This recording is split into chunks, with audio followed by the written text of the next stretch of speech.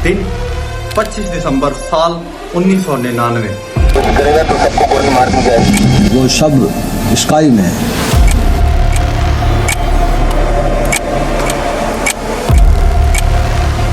नेपाल के शहर काठमांडू से एक मुसाफिर त्यारा जो कि इंडिया के शहर दिल्ली में प्रवास चढ़ने के लिए तैयार है। इस जहाज में तकरीबन टोटल 170 से लेकर 175 मुसाफिर सवार हैं, जिसमें से कुछ अपने बीवी बच्चों को मिलने जा रहे हैं, कोई छुट्टियां गुजारने के लिए जा रहा है और कोई छुट्टियां गुजार कर वापस आ रहा है। और यहाँ तक कि इस जहाज में एक नया शादीशुदा जोड़ा भी बैठा है जो कि हनीमून मनाकर वापस आ रहा है। इस जहाज को चलाने वाले शख्स का नाम कैप्टन डेविल शरण है, जो कि इस जहाज का कैप्टन है और इस जहाज को कंट्रोल कर रहा है।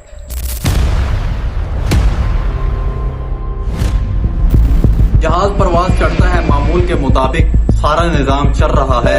बच्चे जहाज की खिड़कियों से बाहर बादलों का नजारा ले रहे हैं। कोई खाना खाने के लिए जा रहा है और कोई सोने के लिए जा रहा है और कोई सोकर वापस आ रहा है। बिल्कुल मामूल के मुताबिक सारा सफर हो रहा है। अचानक 4 शख्स अपनी नशिस्तों से उठते हैं, जिन्होंने चेहरे पर नकाब किया होता है, हाथ में चाकू होता है और हाथों में हथियार होते हैं। एक शख्स इनमें से चिल्लाता है और कहता है कि अब ये जहाज हमारे कब्जे में है और ये जहाज हाईजैक हो चुका।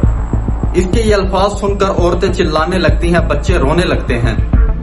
लेकिन कुछ ही सेकंडों के बाद हाईजैकर्स मुसाफिरों को सिर्फ और सिर्फ सांस लेने की इजाजत देते हैं, इसलिए जहाज पर मुकम्मल खामोशी छा जाती है। अब इनमें से 2 हाईजैकर्स जो कि पायलट के पास जाते हैं, कैप्टन डेविल शर्मा के पास जाते हैं और उसके सर पर जाकर हथियार रख देते हैं और कहते हैं कि अब इस जहाज की कोई मंजिल नहीं है, इस जहाज की मंजिल अब हम तय करेंगे। पायलट को पता था कि अगर यहाँ पर कोई भी गलती की तो मुझ समेत तमाम मुसाफिरों की जान जा सकती, इसलिए वो हाईजैकर्स के कहने पर जहाज का रुख मोड़ देता। इधर से इंडिया की एयर ट्रैफिक पुलिस को इन्फॉर्म हो जाता है कि कुछ न कुछ गेम पड़ चुकी है और साथ ही साथ इंडिया की गवर्नमेंट और इंडिया की सिक्योरिटी फोर्स के दरमियान हंगामी इजलास शुरू हो जाते हैं। Our security at the airports have to be tightened. We cannot afford to make the same mistakes again. और ये खबर आग की तरह पूरी दुनिया में फैल जाती है और दूसरी तरफ जहाज में हाईजैकर्स की धमकियां बढ़ती जा रही हैं और खौफ की लहर बढ़ती जा रही है। इसके साथ साथ तीसरी जगह एक और मुसीबत खड़ी हुई है, क्योंकि जहाज का रूट तब्दील हुआ है। जहाज का लंबा सफर हो चुका था, इसलिए उस जहाज का फ्यूल बिल्कुल खत्म हो चुका था। और चौथी एक और मुसीबत सामने आ चुकी थी कि उस जहाज का रुख पाकिस्तान के शहर लाहौर की तरफ हो चुका है।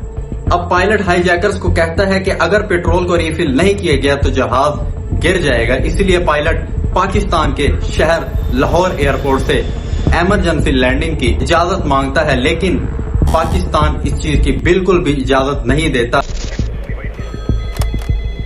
माजरत सर, हम आपकी ये दरखास्त कबूल नहीं कर सकते। जाहिर सी बात है कि पाकिस्तान अपने मुल्क में कोई हादसा या फिर कोई दहशतगर्दी नहीं चाहता था। अब 1999 से लेकर 2026 तक इंडिया के अंदर पाकिस्तान पर सरासर इल्जाम लगाया जा रहा है कि पाकिस्तान ही इस हाईजैकिंग में शामिल है। Pakistan is neck deep in this dirty game of hijacking. हरकत एक पाकिस्तान बेस्ड मिलिटेंट ग्रुप था जो पीओके में एक्टिव था और 36 जो कि सरासर गलत है। खैर फिर भी रहमदिली का मुजाहरा करते हुए पाकिस्तान इस जहाज को इमरजेंसी लैंडिंग की इजाजत दे देता है, बजाय इसके कि पाकिस्तान को अपने शहर लाहौर में बहुत खतरा था। अब उस जहाज की लाहौर में इमरजेंसी लैंडिंग होती है, पेट्रोल को दोबारा रिफिल किया जाता है और जहाज दोबारा टेक ऑफ होता है और अब इस जहाज का रुख दुबई की तरफ हो जाता है।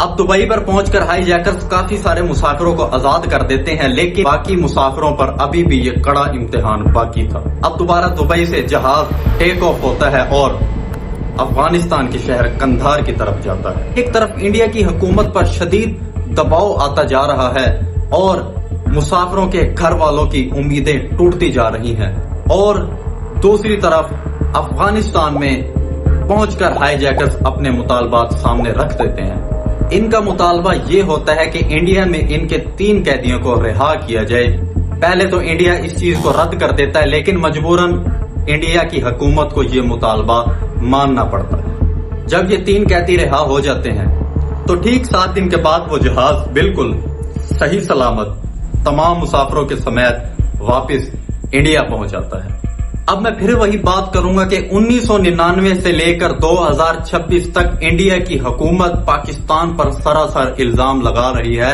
حالانکہ پاکستان اس ہائی جیکنگ میں بالکل بھی شامل نہیں تھا۔